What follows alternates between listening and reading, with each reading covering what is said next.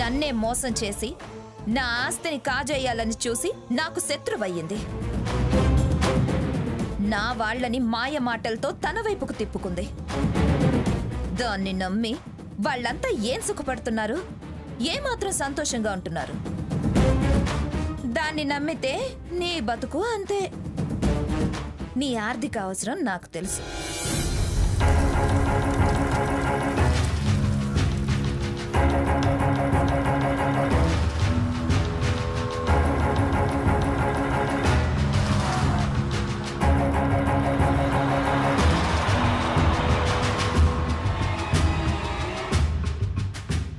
ఇదిగో blank cheque. నీ అవసరాలు తీరడానికి నీకెంత కావాలి? 5 లక్షలా, 10 లక్షలా, 25 లక్షలా?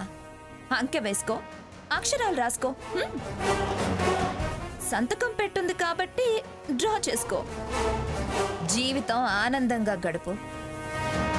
ఈ డబ్బు ఇచ్చినందుకు గాను నువ్వు నా దగ్గర ఏ పని చెయ్యొద్దు. వాళ్ళ దగ్గర మంచిగానే ఉండు, పని చెయ్యి, జీతం తీసుకో. కానీ నాకు అవసరం పడ్డప్పుడు నా తరపున పనిచేయి చాలు. నాకు నచ్చేలా పనిచేస్తే నువ్వు అడిగినంత డబ్బిస్తా.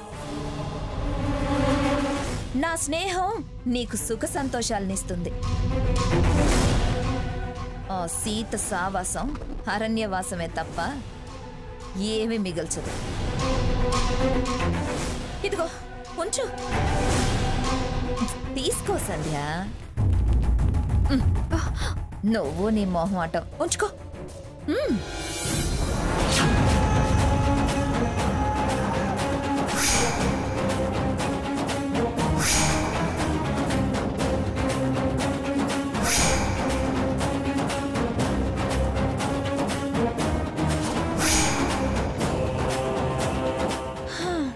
తీసుకో. నేను చెప్పిన పని చెయ్యి. సరే, ఏం చేయాలి? సమయం వచ్చినప్పుడు చెప్తాను. నాకు టచ్లో ఉండు. అవును, నీ ఫోన్ నెంబర్ ఏంటి?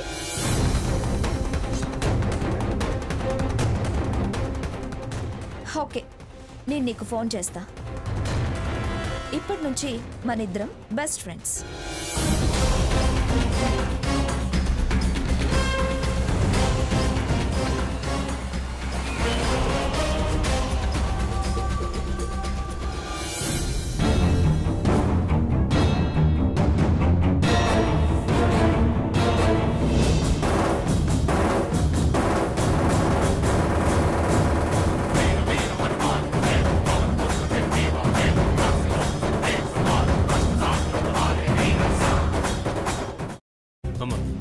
అలాంటి వాళ్ళది నిజమైన ప్రేమ కాదు, అది వ్యామోహం. ఎగ్జాక్ట్లీ చిన్నత్త. నిజంగా ప్రేమించుకున్న వాళ్ళు అలా చేయరు. ఎంత మనసు విరిగిపోతే కన్న కూతుర్ని పట్టుకొని మా దృష్టిలో చచ్చిపోయా ఉంటుందా తల్లి?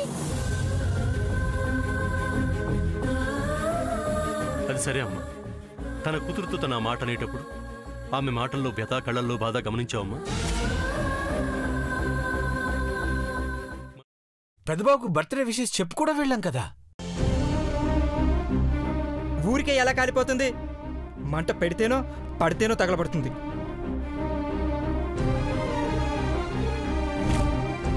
కరెక్ట్ చిన్నబాబు.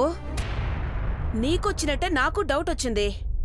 పార్వతే షర్టును తగలబెట్టిందనుకుంటా.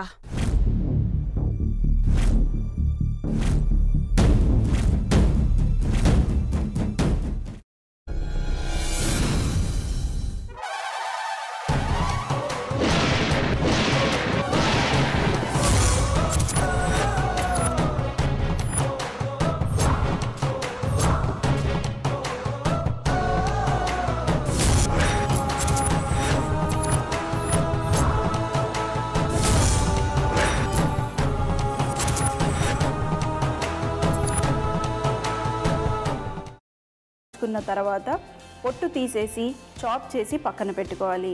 ఒక ప్యాన్లో కొద్దిగా నూనె వేడి చేసి అందులో ఆవాలు, మినప్పప్పు, శనగపప్పు, కరివేపాకు, సన్నగా తరిగి పెట్టుకున్న ఉల్లిపాయలు వేసుకుని 1 నిమిషం పాటు వేయించుకోవాలి. ఆ తర్వాత కాల్చి కట్ చేసి పెట్టుకున్న వంకాయని కూడా అందులో వేసుకుని బాగా మిక్స్ చేసి బౌల్లోకి ట్రాన్స్ఫర్ చేసుకుని అందులో తగినంత చిక్కటి పెరుగు లేదా పల్చటి పెరుగు వేసుకుని మిక్స్ చేసి అన్నంతో కానివ్వండి, చపాతీతో కానివ్వండి సర్వ్ చేసినా చాలా బాగుంటుంది.